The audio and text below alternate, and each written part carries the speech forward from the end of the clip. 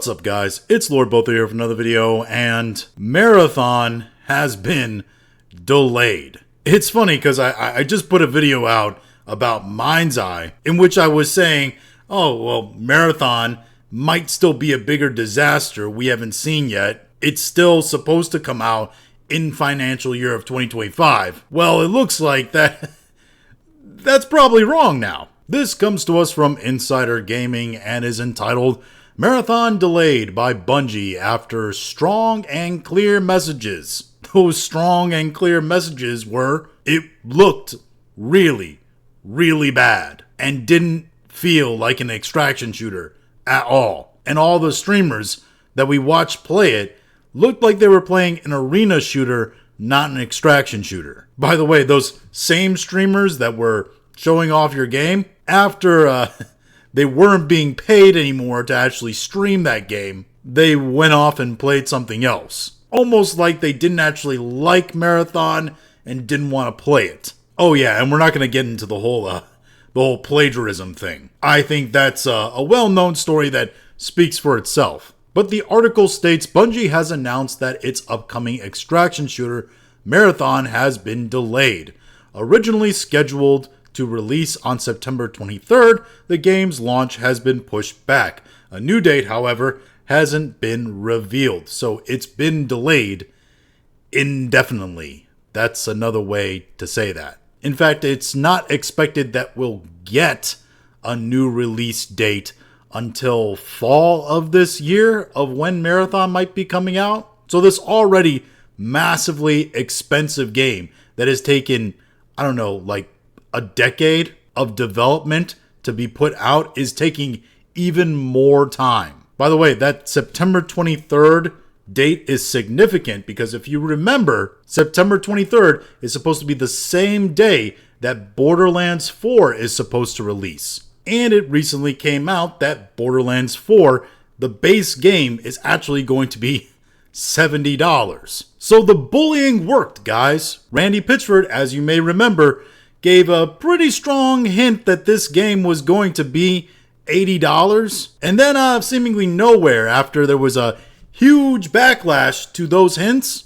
And he handled it in a not great way on social media. It came out that the game is going to be now $70. That doesn't mean that they aren't going to try to find different ways of trying to make higher dollars off of you. Like promoting the hell out of only the deluxe edition, which is $99, and what they're calling the super deluxe edition, which is $130. Not to mention the collector's edition, which is a $150 bundle and doesn't include the base game. It doesn't actually include the video game in that $150 bundle. You still have to buy the game separately. So if you want the collector's edition plus the actual game, you're looking at $220 minimum. Despite all that, the base game releasing at $70 has garnished Borderlands 4 some good press.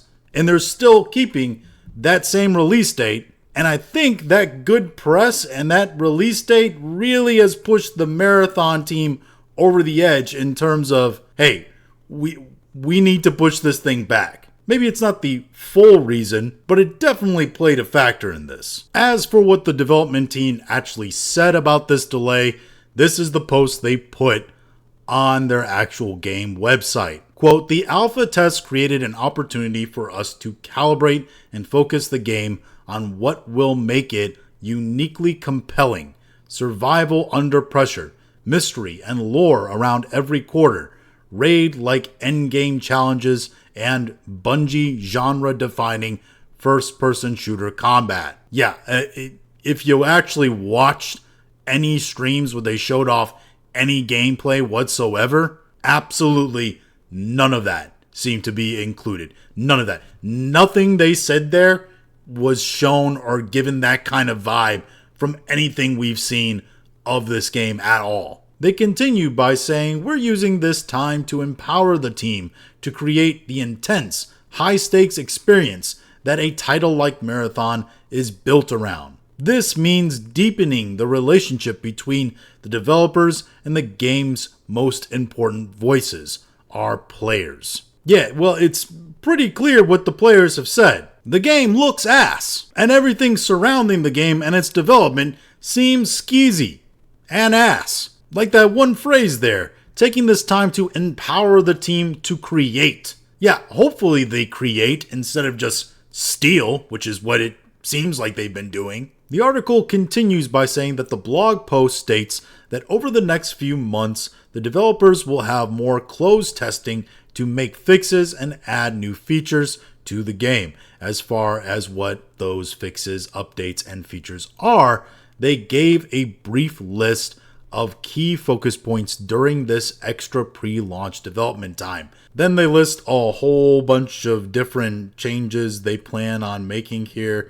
I'm not going to go through them all. And the article states that the message closes with the developers saying that the players will hear from them later this fall when they share the progress being made on the game, which is when people think that they're actually going to get a new release date. However, they don't actually say that explicitly. And there's already been rumors about this game maybe even being canceled, which would be a massive L for Sony PlayStation and could potentially spell the end of Bungie. I am of the opinion that I don't think any changes or fixes at this point will really change people's opinions about this game. Mostly because people's opinions about this game and about Bungie specifically, especially among the hardcore gamer crowd, which extraction shooters, which is what this game is supposed to be, typically appeals more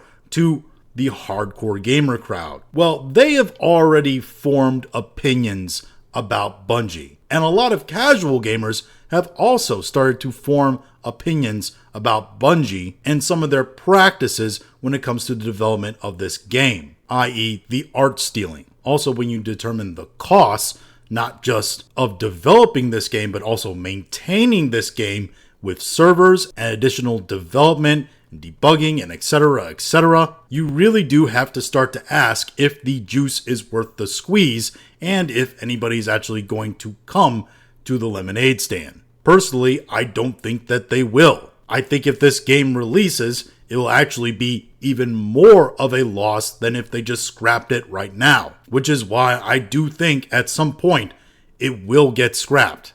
I think this game is on the long road to getting canceled. I don't think it's going to get announced immediately that it's getting canceled, but I think come around the fall when we're supposed to get the progress update, I would not be surprised that this thing, it gets the axe. And Bungie, if they're still going to be around, gets some pretty massive cuts, if not gone altogether. If I was being a real conspiracy theorist, I might even say that it's the plan already that this thing is going to get canceled and a lot of people at Bungie are going to lose their jobs or the whole company is going to go down. And this time between now and the fall is being used not just to work on the game, to see if maybe they can get it to some state where it makes some kind of sense financially, but maybe also to give people some time to find jobs elsewhere.